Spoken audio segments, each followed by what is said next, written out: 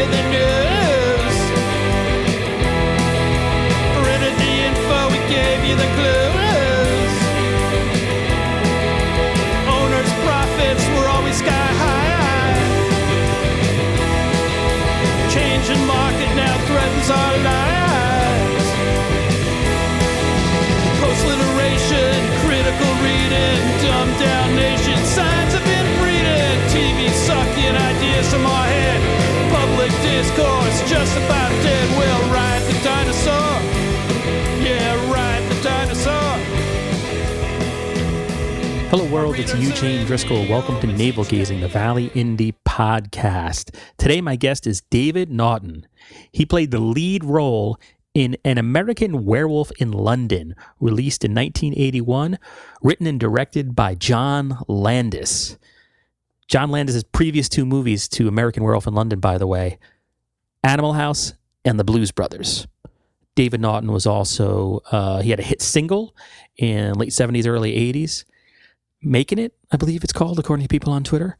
And he was Dr. Pepper. He was the face of Dr. Pepper in one of their most famous ad campaigns, like "You're a Pepper, I'm a Pepper, wouldn't you like to be a Pepper too?" Something like that. And then he made An American Werewolf in London. So the reason I'm interviewing him is because he is appearing in Connecticut, September 14th, 2019, at the CT Horror Fest, the Connecticut Horror Fest. And that's going to be taking place, like I said, September 14th, 2019, at the Naugatuck Event Center, right here in the Naugatuck Valley. To get tickets and for more information, go to horrornewsnetwork.net. Again, it's horrornewsnetwork.net, or check out CT Horror Fest on Facebook. David is one of many guests. If you go to either of those websites, you can see who else is going to be there. Anyway, with that being said, here's David Naughton. Oh, hold on. I lied. I totally lied. I just want to credit the Bad Slugs for my intro and outro music. That's that song you hear, Ride the Dinosaur. The Bad Slugs. It's a bunch of Hearst, Connecticut employees who allowed me to steal their music. Okay, now here's David Naughton.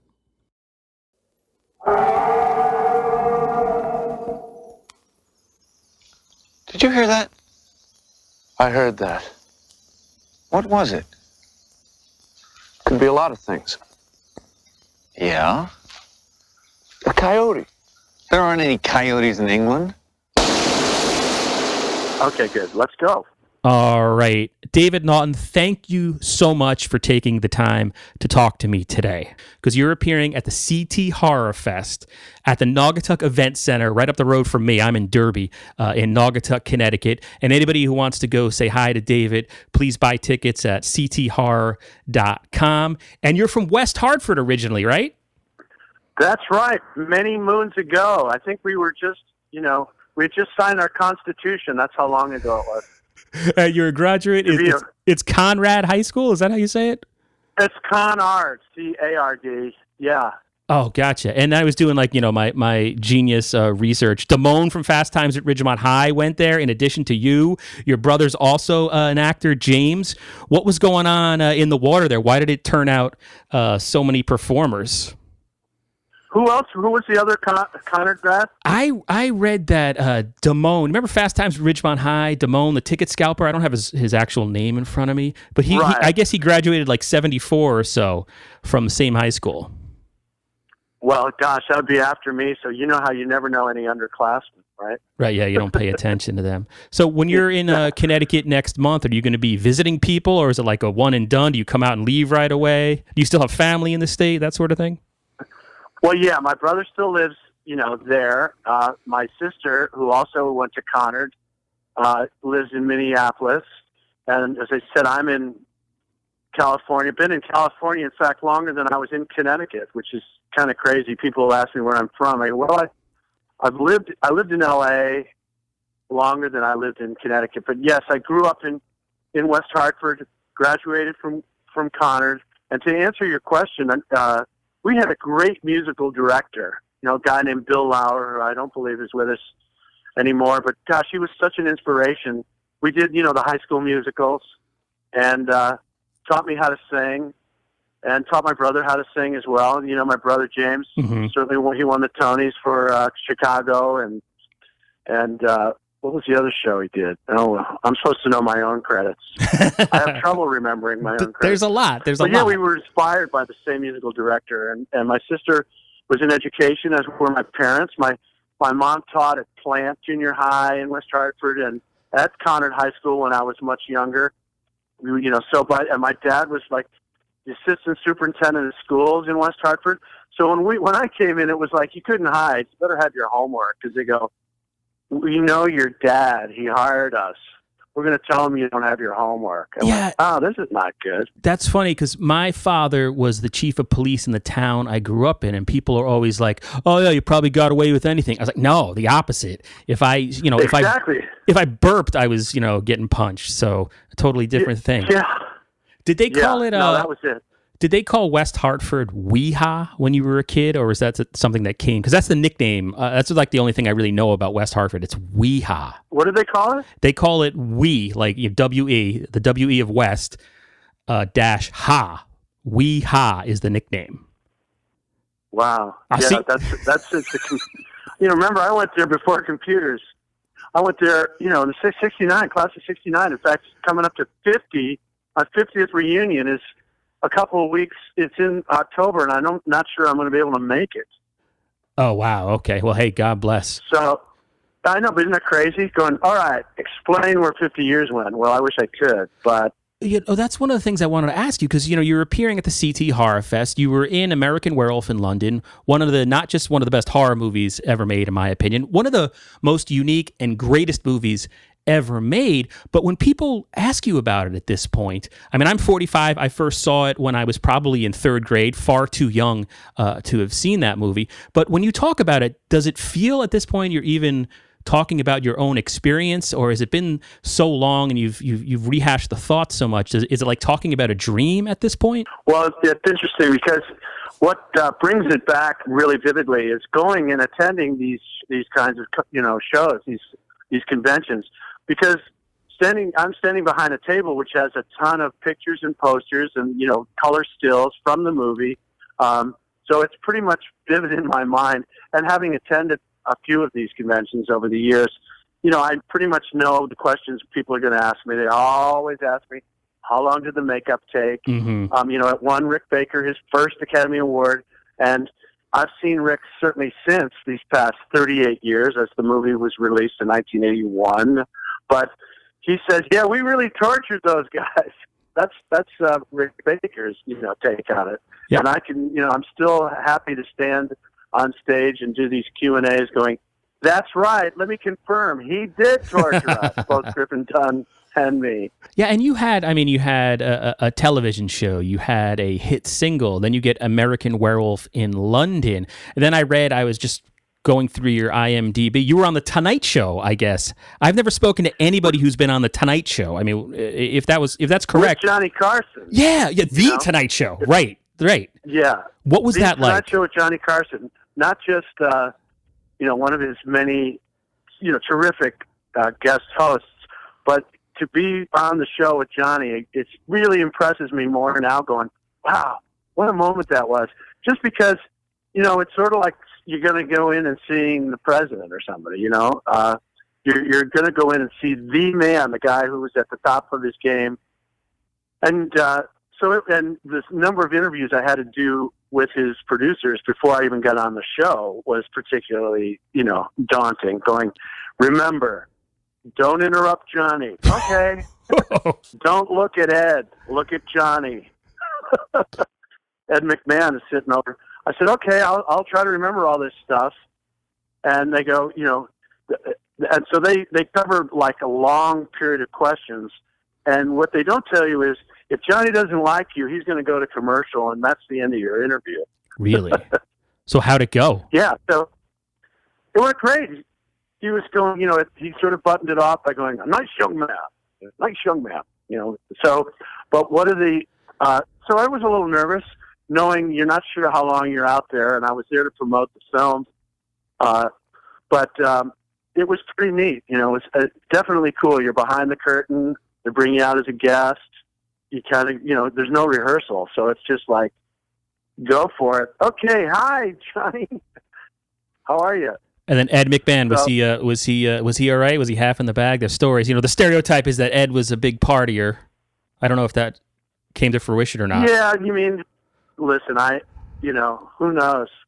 We could have all been in the green room. They always have, back then they were used to, they'd have your little green room dressing rooms and you could have whatever you want, So there'd be a bar set up, That's probably not a good idea. Well, right. Yeah, that makes for some good TV, though, I guess. But, the thing I'll do it after. Yeah, I'll do it after I do the interview. The only thing is, when you come after the interview, you don't get to go back to the green room. They go, thank you, and there's the door. You're out. You're done, yeah. But it was pretty fun. I think I even have a copy of it somewhere. So how did you stay grounded? Like, how you have all that success pretty quickly? You're not that far out of college, after studying acting in London. Did you buy a wing at the Playboy Mansion, or how did you keep yourself not from becoming an a-hole? Well, the reality is that a lot of people think that if you make a movie or a couple of things that you're, incredibly wealthy, and it's not the case. I have to say my parents were, kept me pretty grounded. The success that I had, I just remember it's sort of like golf. When you hit a great shot, one of the keys is try not to look surprised. So that when I was with some of the success, the reality was I was quite surprised as things were coming along. But all it takes for a little humble pie is to have those periods where you're not being able to get gigs. And I've certainly lived through those as well. So at some point you have to have and I don't know when exactly it happened, but I had to have this sort of attitude remember, this is just a job, this is just what you do. It's not who you do or who you are. I mean, it's who you are, not what you do. So the reality is I tried to separate, and that's very hard to do, is separate your career from, your life, because it becomes all wrapped up into one. And sometimes I was good at it and sometimes I wasn't. Let me ask you about John Landis. When I was researching on YouTube and the internet, I think John Landis is underappreciated to a certain point. If you look at directors who had runs, a string of classic movies, William Freakin, French Connection, The Exorcist, I guess Francis Ford Coppola, Godfather 1 and 2, then later Tarantino, Reservoir Dogs, Pulp Fiction. But Landis, John Landis, writes and directs Animal House in 1975, changes the face of the American comedy, follows that up with The Blues Brothers, which works in as an action movie, as a musical, as a comedy, and then he makes An American Werewolf in London, which works as a love story, a buddy comedy in which one of the buddies is dead, is a damn scary horror movie. Were you on pins and needles? Because you can't. And then he makes Trading Places, by the way. Then he launches sort of Eddie Murphy, or helps to help that star rise. Were you nervous working with Landis, or did he just put you at ease? Could you believe it was happening? What was that like when you got the part?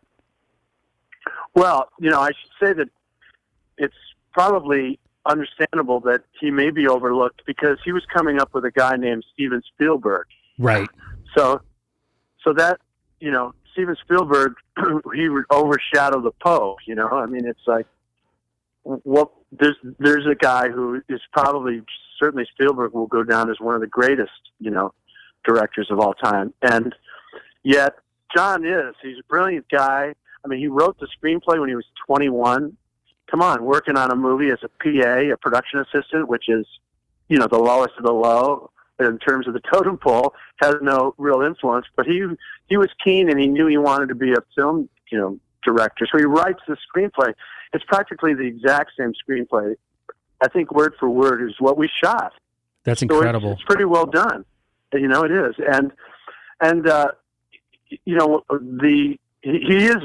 He's very disarming in terms of and perceptive. He's a really smart guy. He gets it. It's hard to understand him because he's a couple of steps ahead of you, and he's very smart and moving. So you're kind of going, is he putting me on? Let me just try to get a vibe for where's this guy coming from? I haven't met a guy like this before in my life. And it turns out he's very funny. And we had lots of little practical jokes along the way in the shooting of the film. So as an actor, you have to be a little bit thick-skinned so that you can take a joke, because he's going to poke fun at you. And he certainly poked fun at me over the years when we've done Q&As at different shows. But that's John. I know where his heart is. It's in the right place. He's a very kind guy, and he's was really fun to work with looking back. And it's also fun to see wherever we are. We did a little tribute for Rick Baker in Los Angeles last year. He and I got up on stage, John Landis and I got up on stage with no rehearsal, and just sort of poked fun at Rick, But beforehand, John's going, okay, what are you going to say? I go, I don't know, what are you going to say? So it's that kind of fun that, but he really is a history buff for film. He can talk about anything. The guy loves movies. Does. Yeah, he really does. He's a walking, movie buff and history, and he's unfiltered in the way that he talks, and that's always been kind of fun when you're around him. So I say, okay, you can say it. I don't have to. Remember, I'm from Connecticut. Right, that's right. Yeah. You're from Connecticut. You can't be offensive or step on anybody's toes. Did you get to steal any props from Rick Baker? The most famous makeup sequence probably in the history of man. Do you have any of it? Well, yeah. The makeup. There was all the wolf stuff. Was it's basically made of rubber and latex, so it decays. So there are a couple of guys who still have some of the original stuff, but it's really, you have to keep it up. You have to maintain it because, as I say, it's just rubber and latex, and that stuff disintegrates. What blew my mind in London recently was a guy who walks up to me at the table, because you never know what fans are going to bring. Sometimes they bring stuff collectible, and particularly now with eBay and buying stuff and searching things. So the guy brings up the original red jacket parka that I wore in the movie. And he had it in a bag like it had been dry cleaned. He says, "You won't believe this." I go, "Okay, what is it?" So he unzips it, and out comes the red parka. There it is, the North Face, which is what? And I said, "Wow, I haven't seen this, in so long." That was one of the cooler sort of props from wardrobe that I've seen as an original piece.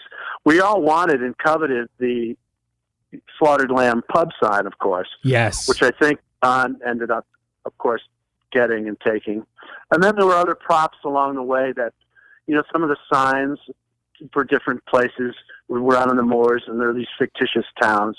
Leicestershire is right over there. Well, Leicestershire, the production designer's name was Les, so he called it Leicestershire, was a town, which he just sort of invented. And we go, "Oh, I want that sign," Well, he's probably got it. But, they were asking me, "Do you want the boots? Do you want the backpack?" I go, "I don't want to see any of that stuff. Thanks very much." You were done with it because it was a tough shoot. Yeah, it was hard. It was tough. I didn't want to see another pair of, any of the werewolf stuff and the fake teeth and the full-length glass contact lenses. No, you can keep those. Thanks. One thing that's great about that movie, one of the many things, is the sounds. When the audience first hears the wolf howl is terrifying. Griffin Dunn gets attacked at the very beginning. I mean, spoiler alert to anybody who hasn't seen this movie. I mean, I don't know what's wrong with you. He screams, "It's killing me." And then in that transformation scene, by the time that happens in the movie, we're totally invested. Like, the audience is your character. You're the guy we identify with. And there you are going through this torturous transformation. And you scream something about "it burns" or "I'm burning." I'm burning up, yeah. Yeah. So was any of that, was that right from Landis? Did he give you any leeway to improvise anywhere during the filming of the movie, or was it all pretty much what he had said or wrote? No, if there were words, we had a couple of ad libs, but John, to his credit, wrote those lines, "I'm burning up," and so forth. So we certainly had a discussion about what this transformation was going to be like, insofar as, was it going to be something, am I awake? Am I conscious? Am I unconscious? Is it just something where I pass out and then it just sort of happens? Just, "Oh no, you're awake and it hurts." Okay, that's something to go on. And it's just like, he says, "Now you just imagine bone stretching and you're looking at it." And so we both came up with the idea of, not only am I physically feeling that sort of transformation, but I'm also just in total consternation about what is happening to me. So there's a couple of things to play, and you were hopefully trying to pull that off. Like, what is happening? Oh my gosh, everything they said is actually true. I am going to turn into this thing. And so right before my very eyes, I can't believe what I'm seeing. And oh yeah, it hurts like hell. It's a terribly immersive experience. Was there any tips or techniques or the way you approach the craft of acting that Landis sort of taught you from filming that movie? Well, no, I think getting back to an earlier question where you had asked, was I intimidated or really nervous by him? My interview with him was really all that it took for the audition. I didn't have to do a screen test. I just went in and sat down at his office, and we just, shot the breeze for what would be 20, 25 minutes about, my experience in London and his experiences. And what part of what got me the job, as he has since told me, was he saw a sort of likability in my character on the Dr. Pepper commercials and said, well, if this guy can reach an audience in 30 seconds, maybe he can certainly, portray that sort of likability in my movie, because it's important for me that the audience likes that character. Otherwise, it's just, it's going to be, oh, he got what he deserved. So I think he cast me in a way that I trusted him to be able to be myself, to be, likable and relaxed.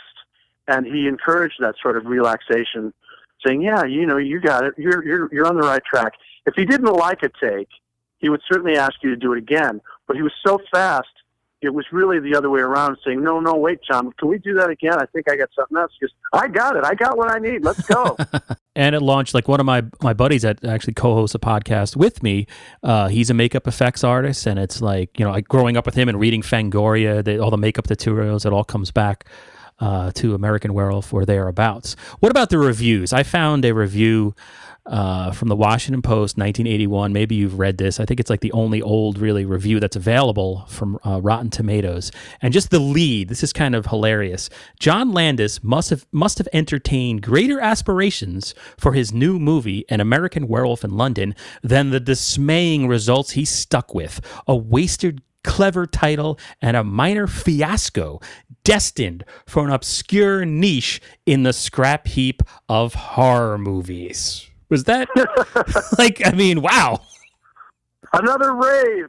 But I mean, what was that, like a typical review? Was it not? I mean, I saw it really when VCRs came around, and you would be dared to sit through An American Werewolf in London. Were the initial reviews all sort of like that? They just didn't get this movie. They did not get it. They, to say the least, they were mixed reviews. Roger Ebert didn't get it. I talked to him in person, and the thing was, there were a couple of things. John Landis was known for this, as you had mentioned, the comedy and the Blues Brothers, a romp, and suddenly we had a horror film on their hands, and they didn't know how to handle it. And also because there was so much comedy in this particular movie. Mm-hmm. John sets you off on a little jaunt, like these two guys, it's jokey and fun. Let's take you down this path. And then in a few minutes, we're going to scare the living daylights out of you, and we're going to zigzag into another way. So the film was incredibly unpredictable the first time you see it.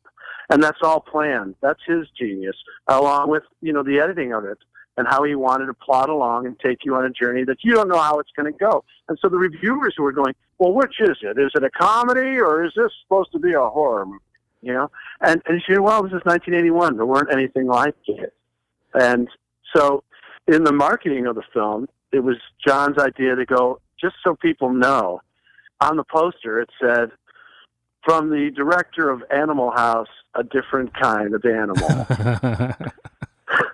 And people didn't get that. No. We mean this is a different movie, folks. Get ready. And so that's fun for me to hear from fans saying, I didn't know what we were in for. And so I was sitting there, and my dad knew, some people the word of mouth hadn't gotten along, going, you got to see this movie. It's going to scare the daylights out of you. But some just thought, oh, a John Landis movie. Let's go in. Maybe it's a spoof. And they get freaked out and run out. And they go, I can't see that movie. Don't go see it. You're going to be scared to death. and so the critics as well had trouble with it. And there was talk, I guess, 2 years ago or so of a remake, possibly. Have you heard anything like the status of the remake that was sort of half announced a few years back, or? Yeah, it was kind of half announced, and no, I wish I were, in that pipeline, but it's supposedly being going to be, a remake, not even, a whatever. It's going to be supposedly rewritten, a remake written and directed by John's son, Max Landis. So, which I'm assuming John Landis would be executive producer / dad. You talk about having to look over your shoulder.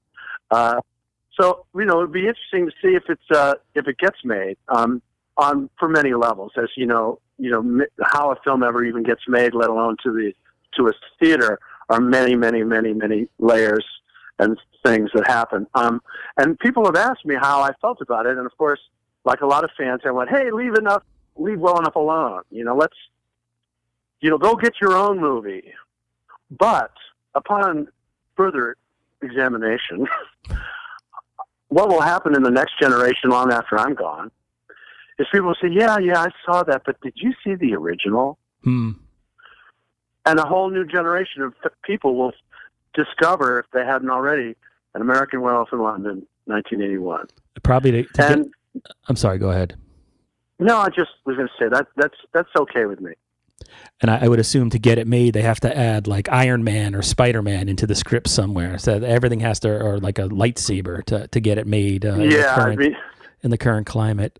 Why wasn't there a sequel? It seemed like that would be a natural movie for a sequel in the subsequent years, a few years after, it was released in 81. Was there ever talk? I mean, I read something in the last couple of years where Landis said we had this great idea to bring all the original characters back. Your character was going to be sort of like the Griffin Dunn character visiting another character. I won't go through the whole script, but why wasn't anything ever made in like the 10 years after? Yeah, I don't really know the true answer to that, other than there are probably a lot of variables, but part of it was John's interest. I don't know that he had the interest. Mm-hmm. He was moving on to other things. Rick Baker certainly was. It's like, no, this is our statement. Let this sit. And there was something about that was okay with them. Even though they all Universal, they all want to lock you up for a couple of 2 or 3 picture deal in the event that the film is a giant hit. You're going to be impossible to get as an actor, which is, that's used to be the theory. Get them early in case this thing, let's, make the deal. So if we have the option, we can use it, and it won't, it'll be cheaper. But I think as far as John's and Rick's, interest and availability, onto something else, maybe we'll get to it down the line, I think was probably the mentality. And that's okay. There's something about movie, when you've got some of those franchises that just get watered down with every, production. Hey, now we're going to see Werewolf 4, Werewolf 5. And, it just sort of, I think, does. Just exactly. It dilutes the original, and it just looks like exploitation. And I'm happy to say that we didn't do that.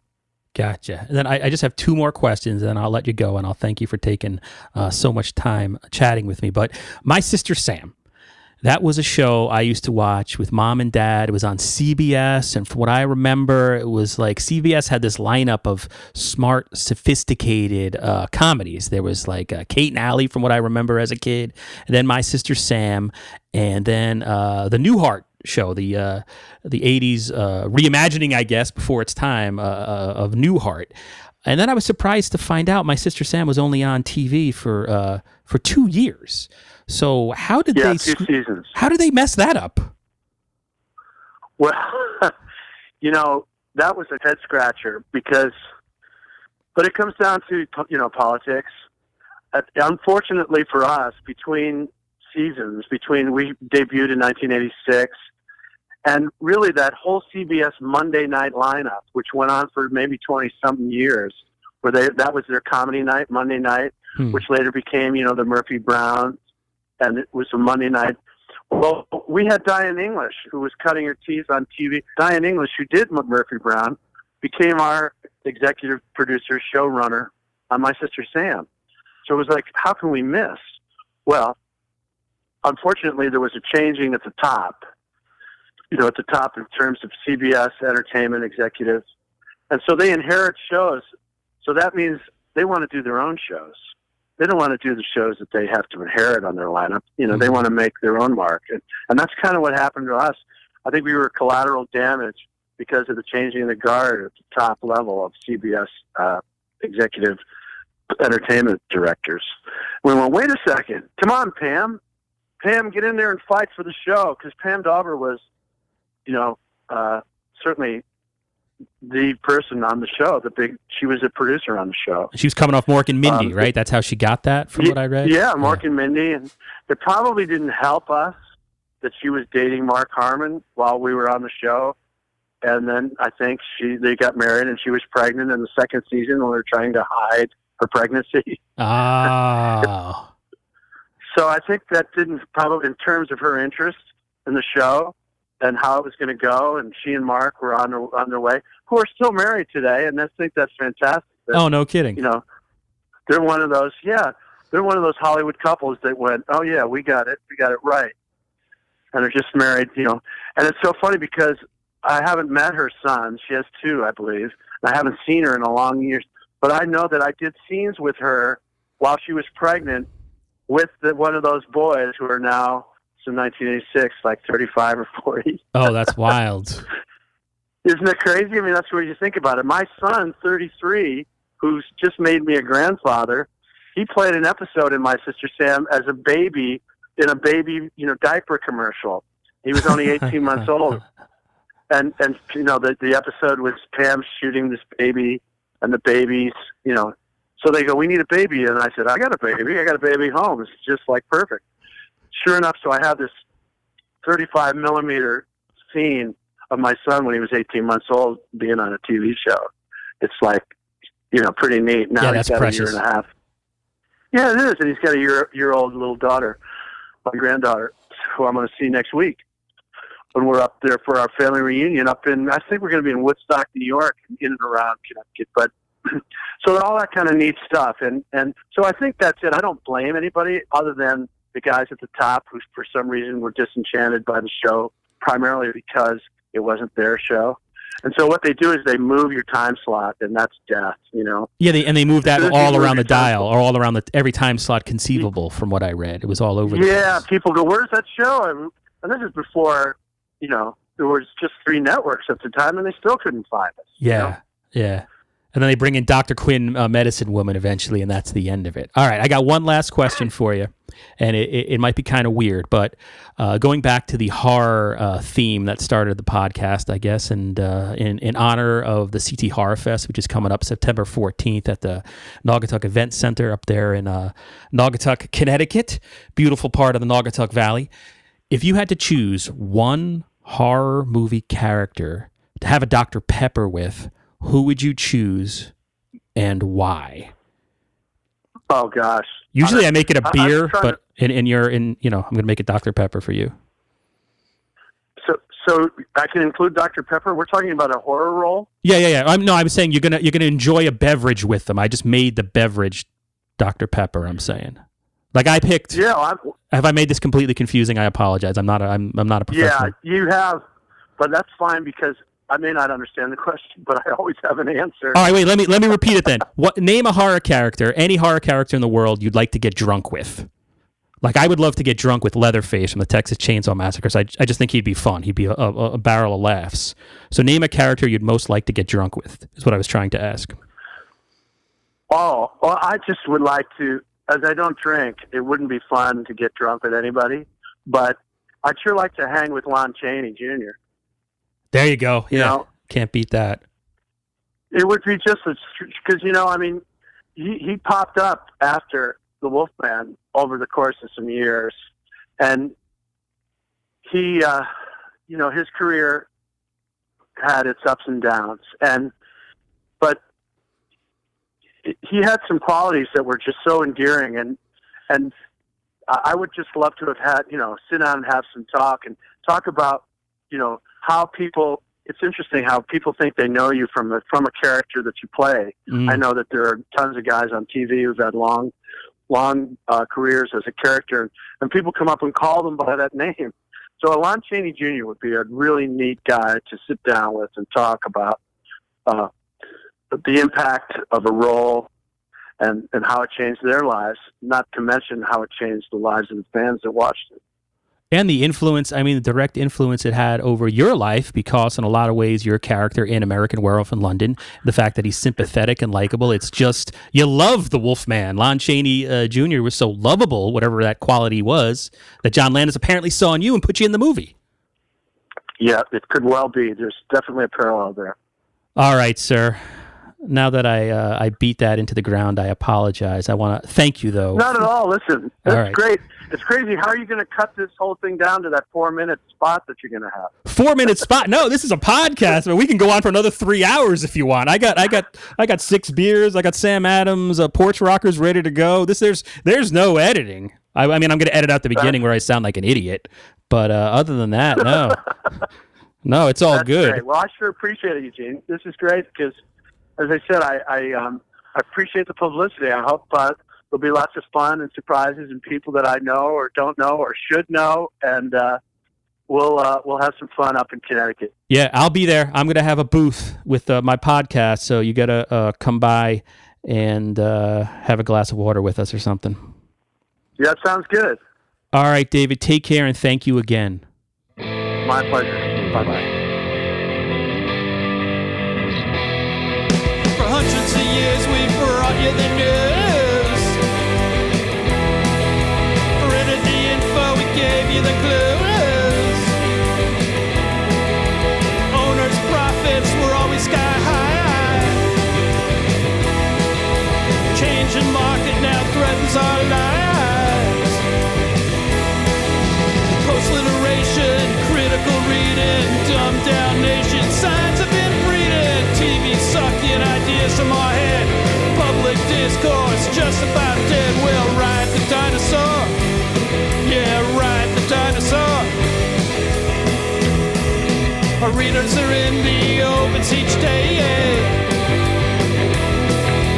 Online clickbait a prurient way. It's free information here to stay. Not even hookers give it away.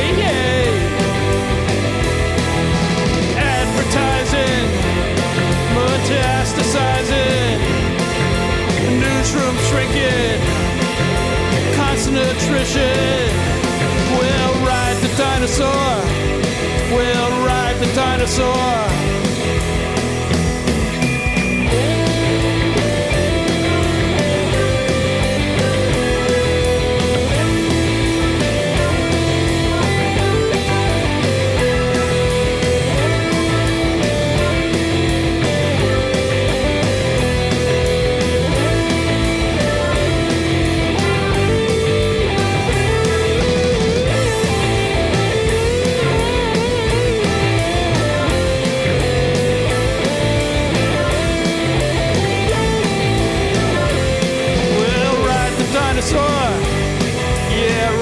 Dinosaur. Deadlines, bylines, pictures too. Editorial comment for a buck or two. Fire down the block, the murder next door. And now we wonder what it's all for. Social media coming free to you, funny pages, the mayor's wages, criminal scenes, corruption schemes, ink state wretches asking tough questions. We'll ride the dinosaur. Yeah, ride the dinosaur. The presses are running all through the night. We're printing the truth with all of our might. We're platform agnostics, got that interweb too. Buy an ad, see what we can do. We'd still have subscribers